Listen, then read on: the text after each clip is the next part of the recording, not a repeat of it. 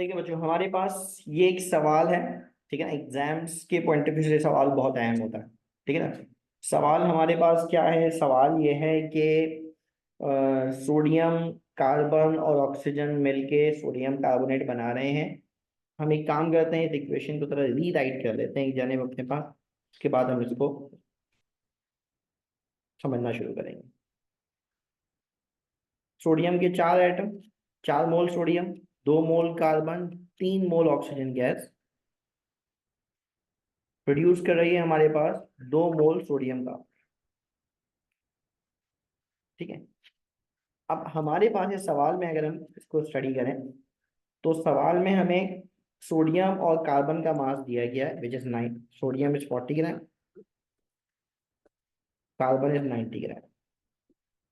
और ऑक्सीजन के बारे में कह दिया वो एक्सेस है, कितना है बताने की जरूरत ही नहीं है, बोला बस वो एक्सेस है।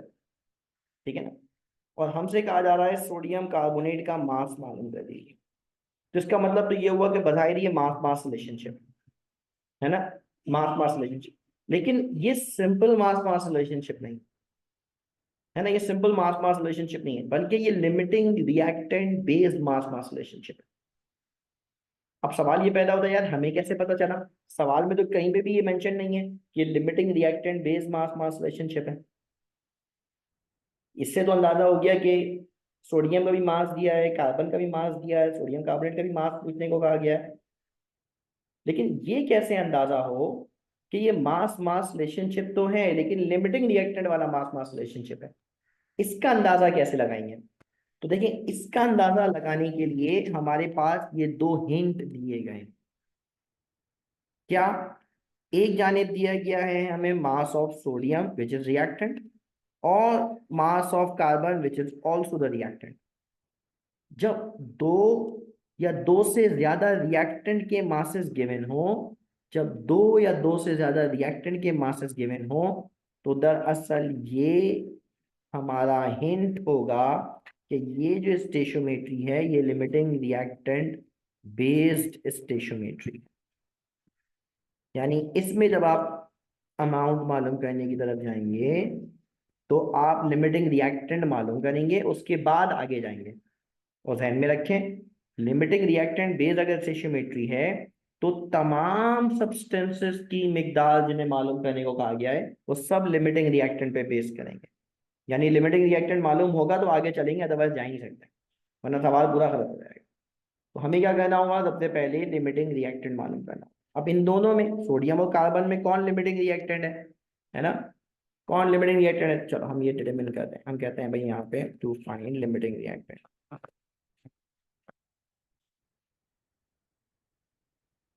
अच्छा देखिए, लिमिटिंग रिएक्टेंट में वो सब्सटेंस जिसका मोल रेशो है ना कम होता है, जो कंपैरेटिवली लोअर मोल रेशो रखता है, वो लिमिटिंग रिएक्टेंट होता है।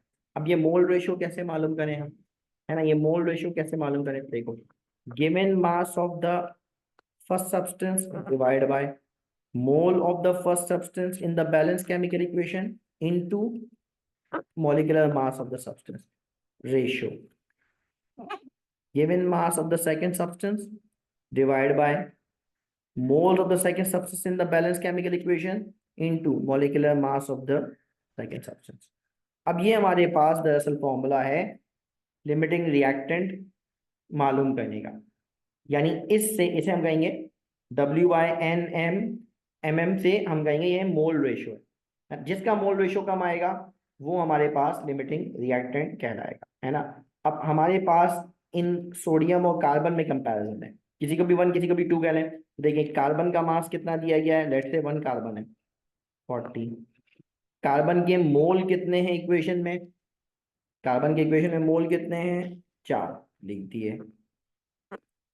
सॉरी, सोडियम के कितने मोल हैं? 4। सोडियम का मास लिखा ऊपर, सोडियम के इक्वेशन के मोल कितने हैं? 4। और सोडियम का एटॉमिक मास कितना है? 23।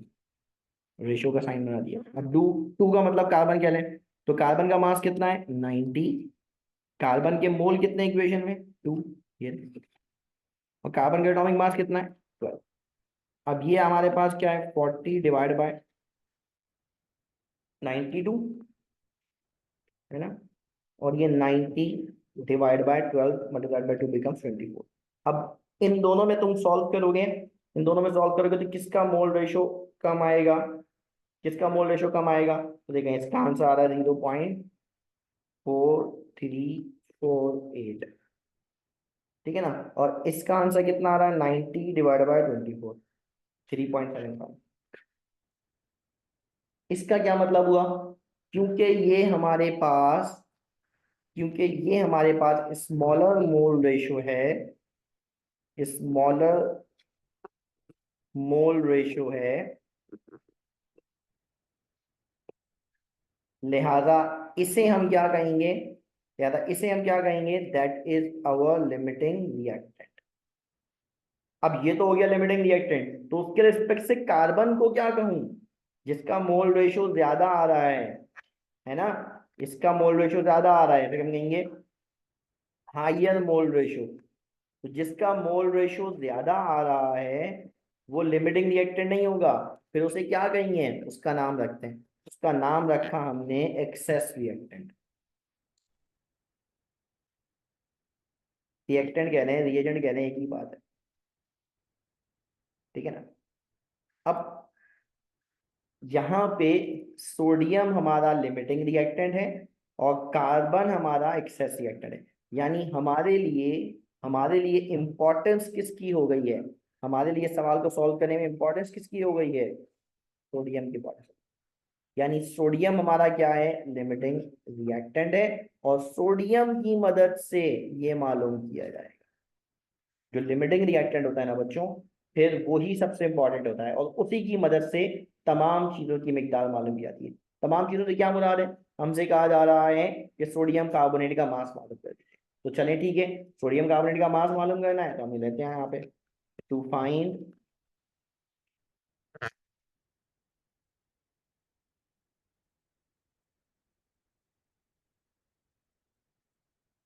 मास ऑफ सोडियम कार्बोनेट, लेकिन किसकी मदद से, बाय लिमिटिंग रिएक्टेंट, है ना। अब लिमिटिंग रिएक्टेंट वाला सवाल है तो भाई लिमिटिंग रिएक्टेंट से मालूम करेंगे। अब कार्बन को नजरअंदाज कर देना है, ऑक्सीजन को नजरअंदाज कर देना है, बस सिर्फ क्या करना है, हम कहेंगे according to balance chemical equation, according to balance chemical equation, ठीक है ना। अब यहाँ गिवन किसे लेना है हमें, अब यहाँ गिवन किसे लेना है, अब यहाँ गिवन से मुराद होगी limiting reactant which is sodium, तो हम कहेंगे 4 mole sodium is equals to 2 mole sodium carbonate. अब बाकी जैसे हम काम कर रहे थे वैसे ही काम करेंगे, क्या मतलब, नंबर ऑफ मोल्स की जगह एज इट इज कॉपी कर लेंगे, और इस मोल की जगह क्या लिखेंगे, atomic mass of sodium which is 23 gram, equals to, इस मोल की जगह एज इट इज कॉपी कर लेंगे, और इस मोल की जगह क्या लिख देंगे हम, molecular mass of sodium carbonate which is 106 gram, ठीक है ना। ये क्या हो गया, 92 gram sodium is equals to 212 gram sodium carbonate.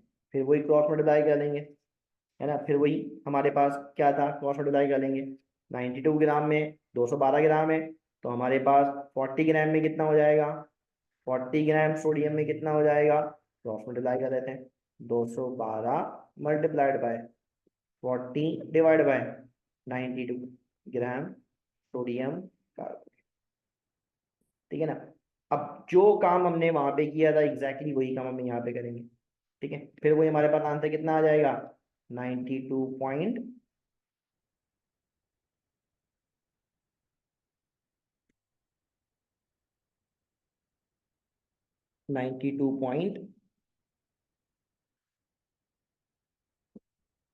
Check कर लेता था क्रॉस मल्टीप्लाई करके, 212 मल्टीप्लाइड बाय 40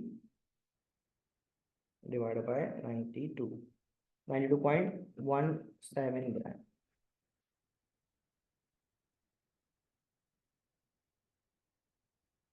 92.17 ग्राम सोडियम का, ठीक है। ये हमारे पास का सवाल आ गया, इस सवाल का पहला हिस्सा सॉल्व हो गया, ठीक है बच्चों, समझ में आया। अच्छा देखिए, अब हमें क्या करना है, अब हमें एक्सेस रिएक्टेंट मालूम करना है। एक्सेस रिएक्टेंट कैसे मालूम करते हैं, एक्सेस रिएक्टेंट कैसे मालूम करते हैं। अब एक्सेस रिएक्टेंट बताया तो यहाँ पे दो हैं, लेकिन सिर्फ कार्बन का मास दिया गया है हमने यहाँ पे। अभी जब लिमिटिंग रिएक्टेंट मालूम कराना हमने, तो हमने कहा कार्बन क्या है यहाँ पे एक्सेस रिएक्टेंट है। ऑल दो ऑक्सीजन भी एक्सेस है, लेकिन उसका मास हमें गिवन नहीं था। कार्बन का मास हमें गिवन है, तो हम कार्बन के मास को कंपेयर करेंगे ताकि हमें अंदाजा हो जाए कि यहाँ पे एक्सेस रिएक्टेंट कैसे मालूम किया था। अब देखो, एक्सेस रिएक्टेंट मालूम कैसे किया जाएगा, इसको जरा समझो, इस पॉइंट को जरा क्लियर करते हैं। एक्सेस रिएक्टेंट यानी एक था लिमिटिंग। लिमिटिंग रिएक्टेंट क्या होता है, जो रिएक्शन में मुकम्मल खर्च हो जाता है ना, मुकम्मल खर्च हो जाता है। जबकि लिमिटिंग रिएक्टेंट क्या होता है, मानो वो थोड़ा सा बच जाता है।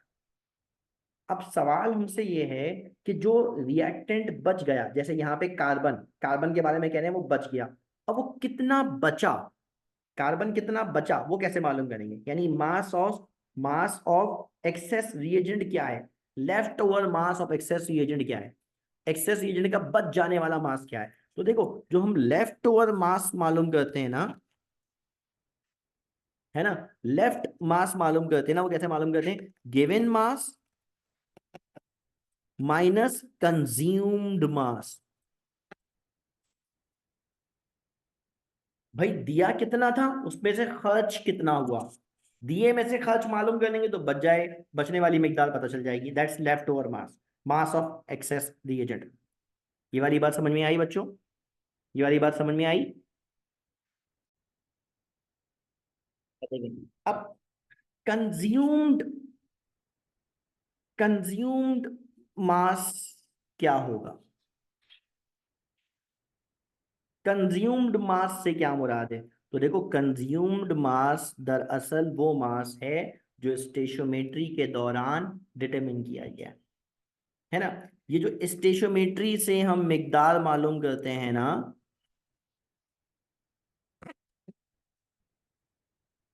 स्टेशोमेट्री से हम मिकदार मालूम कर रहे हैं ना, वो दरअसल कहलाएगा कंज्यूम्ड मास, है ना। रिएक्टेंट है तो कहलाएगा कंज्यूम्ड मास, और प्रोडक्ट है तो कहलाएगा ऑब्टेन्ड मास, है ना। स्टेशोमेट्री से मिसाल के तौर पे हमने जो ये सोडियम कार्बोनेट का मास मालूम किया है ना, ये स्टेशोमेट्री से, ये कहलाता है ये कहलाता है ऑब्टेन्ड मास।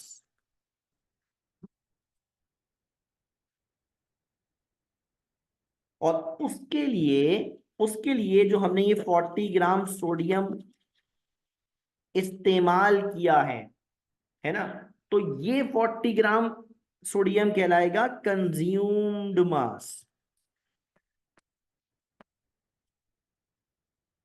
वो मास जो सोडियम का खर्च हुआ किस काम में, सोडियम कार्बोनेट हासिल करने में, ठीक है। तो स्टेशियोमेट्री से जो मास हमारे पास डिटरमिन हो रहा है, दैट्स कंज्यूम्ड मास, ठीक है।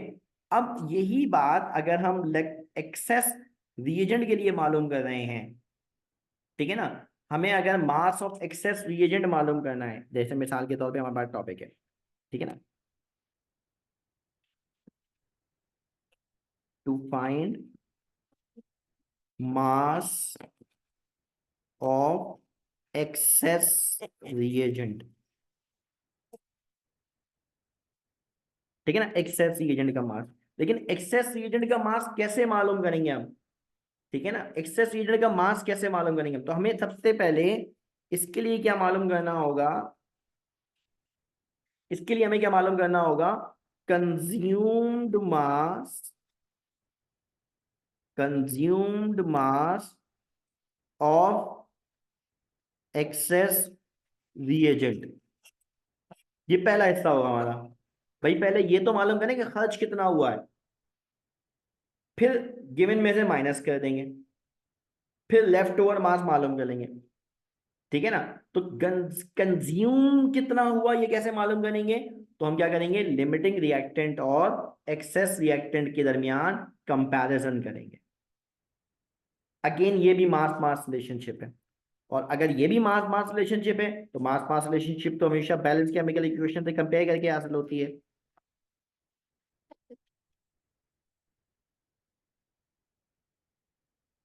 ठीक है, यानी कि हमारे पास यहाँ क्या बनेगा, हम कहेंगे देखें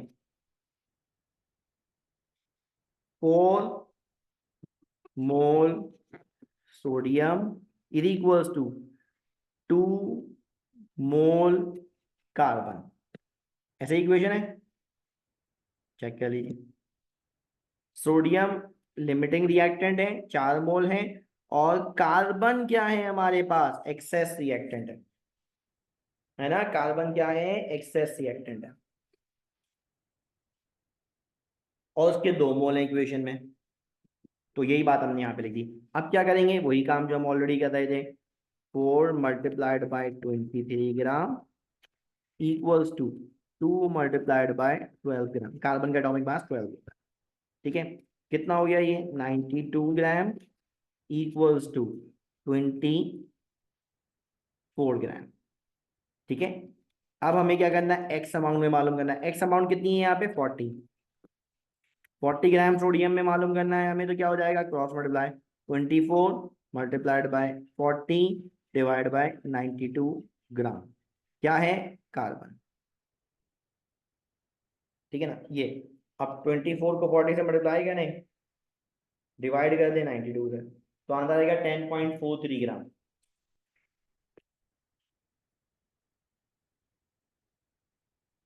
यानी ये वो मिकदार है कार्बन की जो कंज्यूम हुई है ना। ये वो मिकदार है कार्बन की जो कंज्यूम हुई है। अब कार्बन की कंज्यूम्ड मिकदार हमें पता चल गई कि टोटल सोडियम तो पूरा 40 खर्च हो गया, लेकिन कार्बन कितना खर्च हुआ है, 10.43 ग्राम। अब क्या करेंगे, जब ये मालूम हो गया, अब क्या करेंगे, अब हम क्या करेंगे, लेफ्ट ओवर अमाउंट मालूम करेंगे।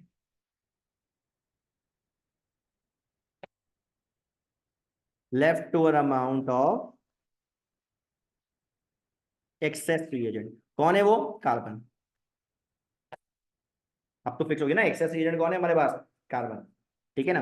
अब कैसे मालूम करेंगे, हमने बोला भाई इसका फॉर्मूला क्या होता है, left over amount is equals to given amount minus consumed amount of carbon.